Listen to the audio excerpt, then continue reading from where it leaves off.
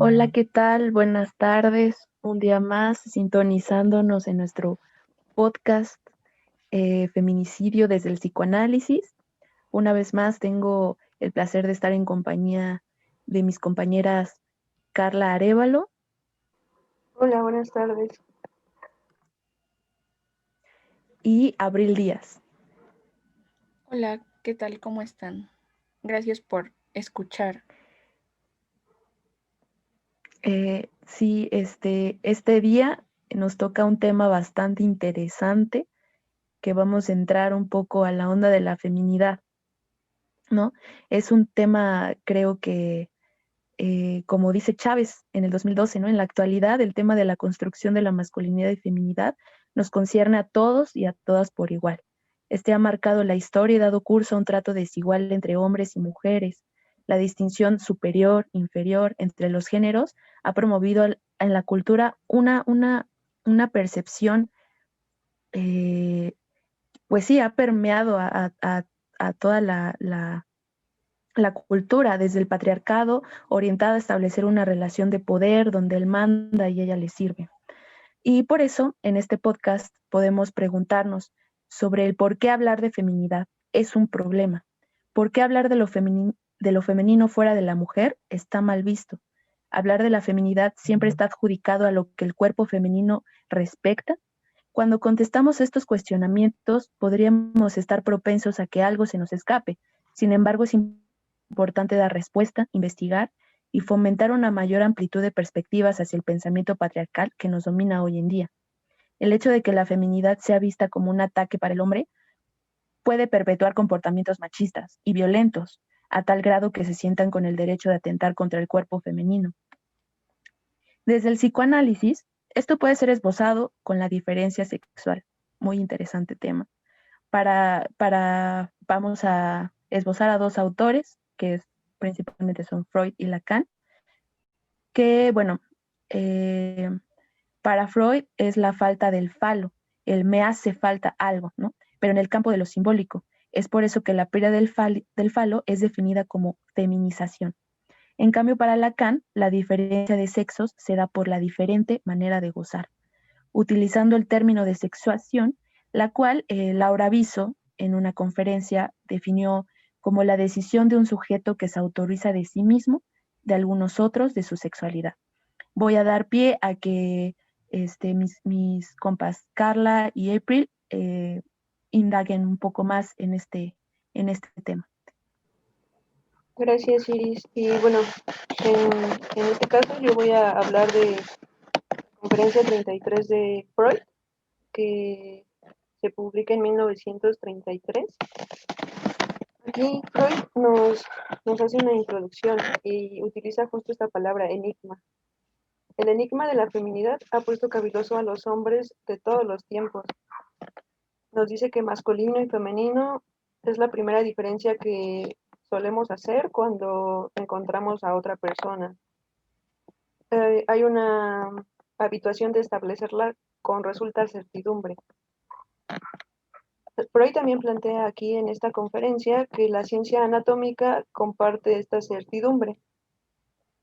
Lo masculino es el producto genésico masculino, lo que es el espermatozoide, y su portador femenino, el óvulo, y el organismo que lo alberga, que es el de la mujer. Además, los otros órganos, las formas del cuerpo y los tejidos se muestran en ambos influidos por el sexo, pero de manera inconstante y en medida variable son los llamados caracteres sexuales secundarios. Respecto de la ciencia anatómica, se nos dice que hace notar que las partes del aparato sexual masculino se encuentran también en el cuerpo de la mujer, pero en el cuerpo de la mujer se encuentran en un estado de atrofia, pero de igual manera es válido para el otro sexo. Es bien interesante porque aquí nos habla que se ve el indicio de la bisexualidad, que también es un tema muy interesante, que rescata mucho Freud en esta conferencia. Y ojalá un día podamos hacer un capítulo de este tema, chicas. Y bueno, de esto nos dice que si el individuo no fuera varón o mujer, sino ambas cosas en cada sexo, solo más que uno que lo otro. Aquello que también constituye la masculinidad o la feminidad es un carácter desconocido que la anatomía pues todavía no puede aprender. Pero bueno, ya hablamos un poco de lo biológico y cómo entra la psicología, cómo lo haría la psicología respecto a este tema de la feminidad. Entonces, se está habituando a hablar de masculino y femenino también para las cualidades anímicas, y de igual manera se transfieren el punto de vista de la bisexualidad a la vida anímica. Y se dice que entonces el ser humano, sea macho o sea hembra, se comporta en este punto masculina y en otro femeninamente. Nos dice respecto a la masculinidad, a lo masculino, que se piensa que se dice la palabra masculino y como flashazo, como regla general, se piensa en activo, y pasivo se piensa cuando se habla de lo femenino. Sí hay una relación así, pero también, bueno, no quiero abarcar ese tema, no tanto, pero justo pienso en las parejas homosexuales, que entre ellas también se comparten el tú eres activo, tú eres pasivo, pero bueno, solo como comentario. La célula genésica masculina se mueve activamente, busca a la femenina. El óvulo se queda pues quieto, permanece sin moverse y está aguardando de manera pasiva. Y el espermatozoide es el que está activo. El macho, por ejemplo, en la cuestión de los animales, el macho persigue a la hembra con el fin de una unión sexual, la presa y también la penetra. Aquí se puede reducir, según la psicología, el carácter de lo masculino al factor de la agresión, pero también se empieza a dudar de haber dado con algo esencial si se piensa que en muchas clases de animales las hembras son las más fuertes y agresivas. Freud aquí menciona a las arañas.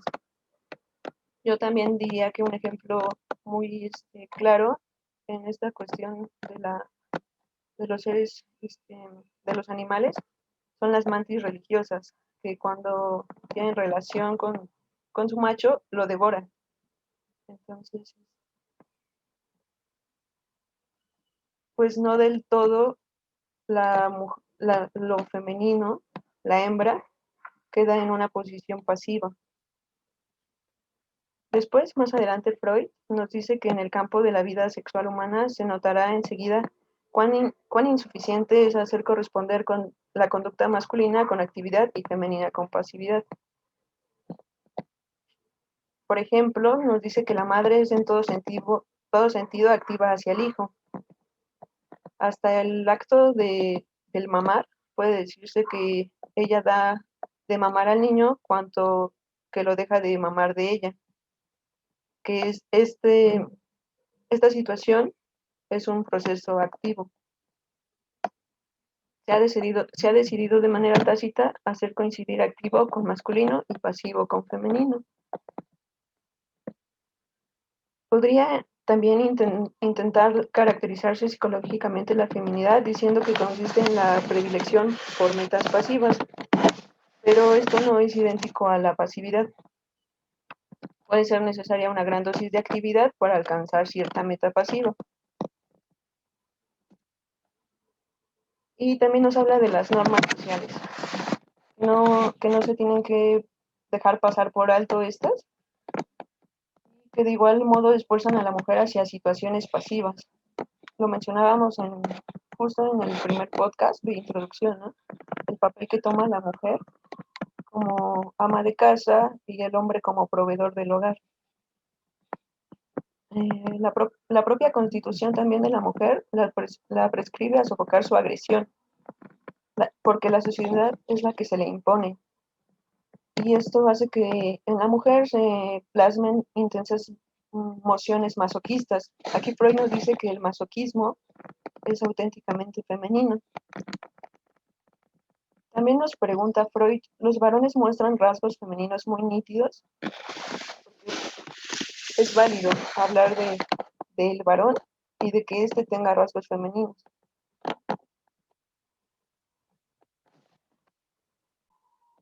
Entonces, ¿cómo la la psicología resuelve este enigma de la feminidad? Pues este esclarecimiento tiene que venir de otro lado, nos dice Freud, y este se obtendrá hasta averiguar cómo ha nacido, en general, la diferenciación del ser vivo en dos sexos. El psicoanálisis, por su particular naturaleza, no pretende describir qué es la mujer, sino indagar cómo deviene, cómo se desarrolla la mujer a partir del niño de disposición bisexual. Aquí les voy a hablar un poquito del proceso de la niña en la infancia para poder esclarecer un poco más este enigma de la feminidad. La diferencia de esta conformación de los genitales es acompañada por otras de semejanzas corporales demasiado conocidas, y también respecto a la niña pequeña es por regla general menos agresiva, dice Freud, y porfiada, se basta menos a sí misma, parece tener más necesidad de que se le demuestre ternura y también por eso ser más dependiente y dócil. También se recibe la impresión de que la niña pequeña es más inteligente y viva que el varón, que también que es de la misma edad, y se le muestra más solicita hacia el mundo exterior y que sus investiduras de objeto poseen mayor intensidad que las del varón.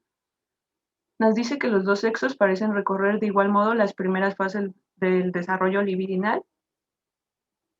La niña pequeña es como un pequeño varón.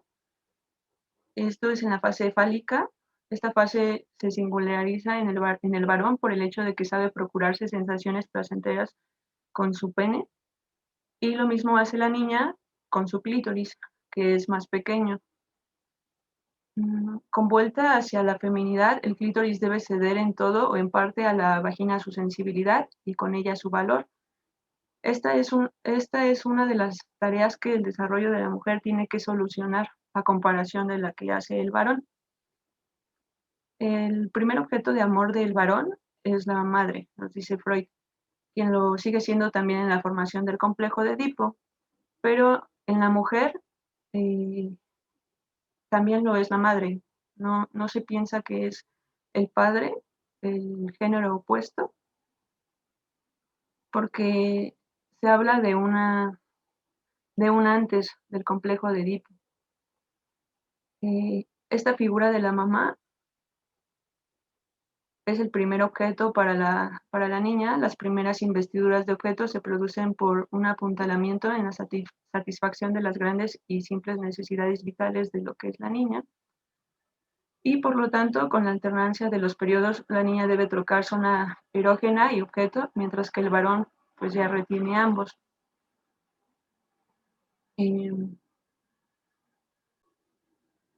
Esta fase antes del complejo de Edipo es una fase ligazón madre, se llama una fase preedípica, y nos dice Freud que no se puede comprender a la mujer si no se pondera justo esta fase, que son los vínculos libidinosos de la niña con la madre.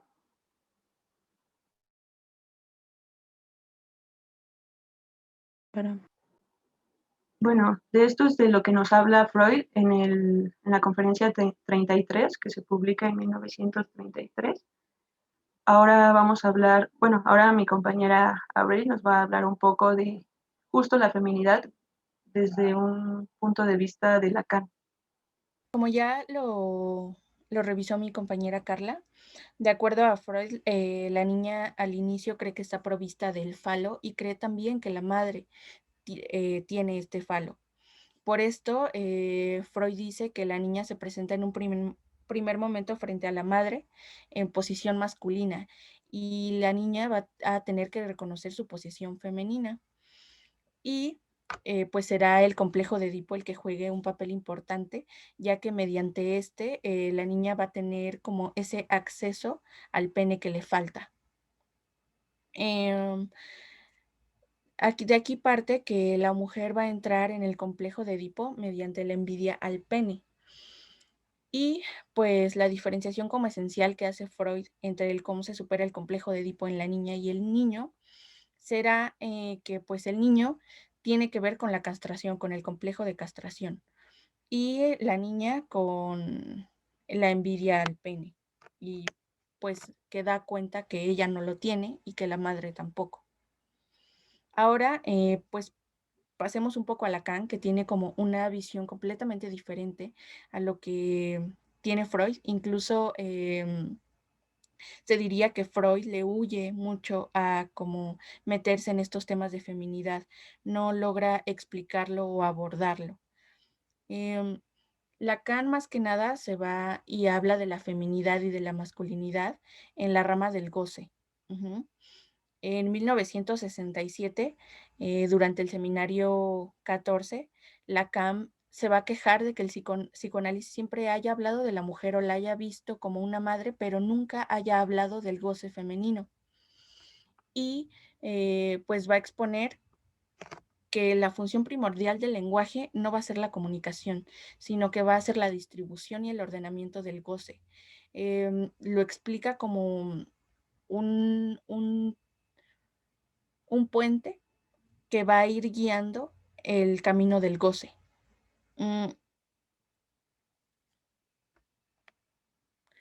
Y pues bueno, esto es lo que lo va a llevar a hablar también de hacer esta diferenciación entre un goce femenino y masculino. Lo va a llevar a hablar también del por qué no es posible un goce absoluto y el por qué va a haber algo que siempre se pierde y que se va a mostrar como un objeto a recuperar. Ajá, el lenguaje va a negar la realidad. Como ya les mencioné, pues bueno, Lacan divide el goce en femenino y en masculino, pero es hasta el seminario 16 en el que comienza a hacer esta división y en el que le brinda importancia a esto que él propone.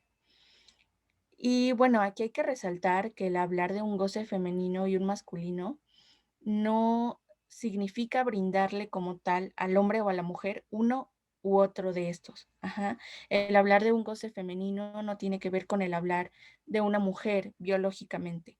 O el hablar de un goce masculino no tiene nada que ver con hablar de un eh, hombre biológicamente. Ajá. Aquí es como uno de los puntos importantes en donde se separa Lacan de Freud al decir que la anatomía para su teoría no es el destino. Y bueno, ahora vamos a pasar a hablar un poquito sobre qué es cada uno. El goce masculino, también es llamado fálico, se encuentra entre lo real y lo simbólico. Recordemos que Lacan tiene como, o habla de estos tres registros, lo real, lo simbólico y lo imaginario. Lo real tiene que ver con lo imposible, y pues ahí es donde vamos a encontrar el goce fálico entre lo real y lo simbólico. Tiene que ver con la idea de la totalidad, de la universalidad, de es un goce fuera del cuerpo. Ajá, no tiene nada que ver con lo imaginario. Eh, Considera que todo puede ser comprendido y explicado y después aún de ser explicado no va a quedar ningún resto. Lacan incluso menciona que la relación sexual es más lo que se dice, tiene que ver más con el lenguaje. Mm, y pues bueno, entonces aquí tenemos que el goce sexual va a ser lo único que va a existir durante la relación sexual. Y por otro lado, el goce femenino se va a caracterizar por estar en el goce fálico, pero además en el goce otro. Ajá, este goce otro existe en ella, ya que se sitúa en el registro de lo real y lo imaginario. Aquí ya entra el cuerpo. Sin embargo, Lacan va a decir que es algo que se siente en el cuerpo, pero que no se puede decir con palabras, porque aparte este goce otro da cuenta de que más allá de lo que se dice, va a haber algo, va a haber otro algo, y que no se puede decir o explicar.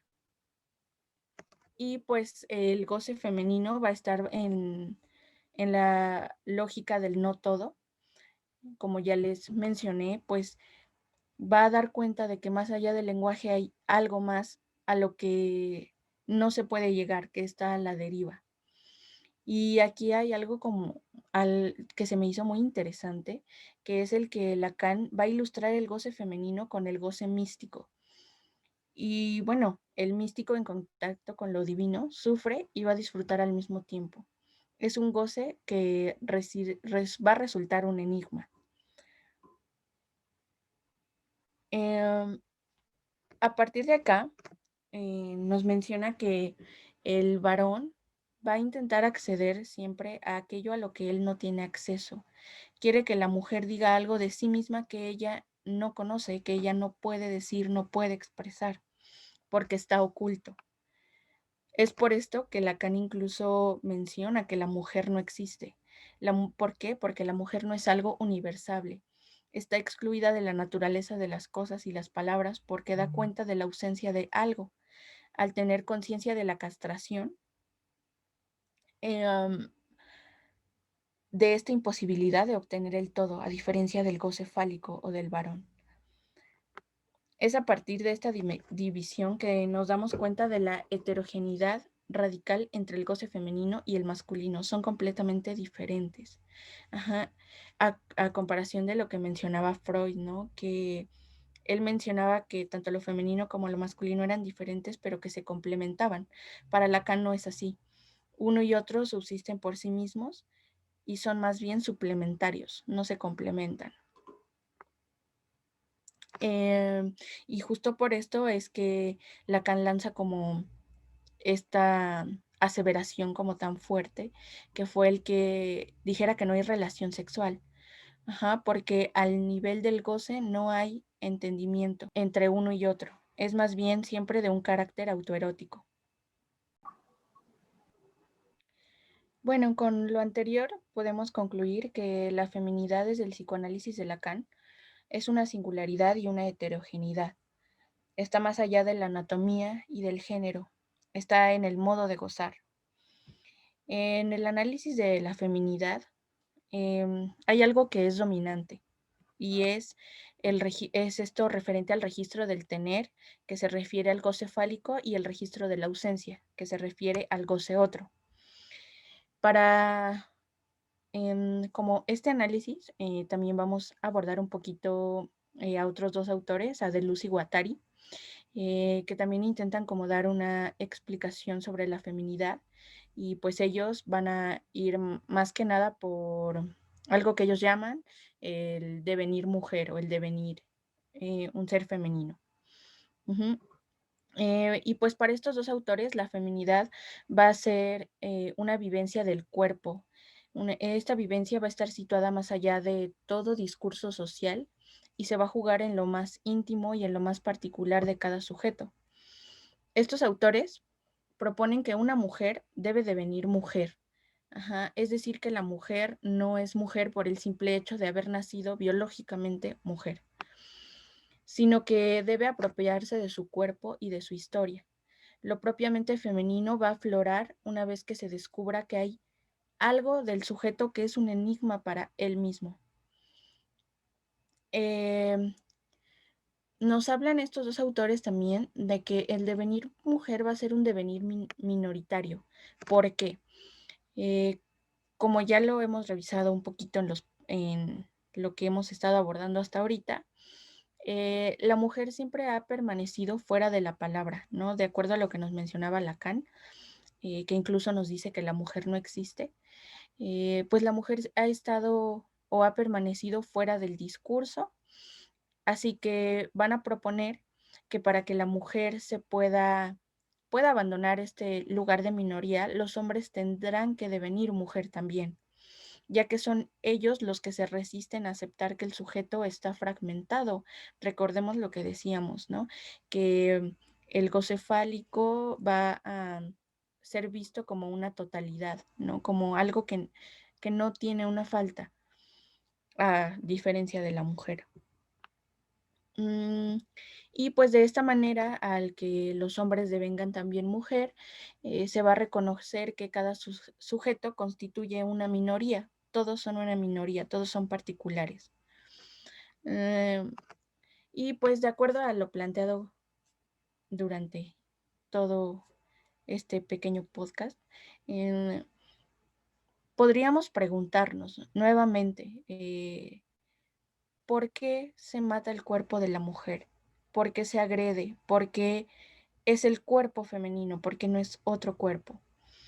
Y quizá podríamos responder que la causa podría ser este deseo del hombre a querer alcanzar eso que no se dice, que no se puede decir, que se piensa que la mujer sabe porque lo puede sentir en su propio cuerpo. Quizá, a lo mejor muy atrevidamente podríamos decir que la mujer no es la que tiene envidia del falo o esta ideal de totalidad, de completud, sino que es el hombre, el poseedor de este falo, el que envidia el no todo al que la mujer tiene acceso, pero no es capaz de nombrar.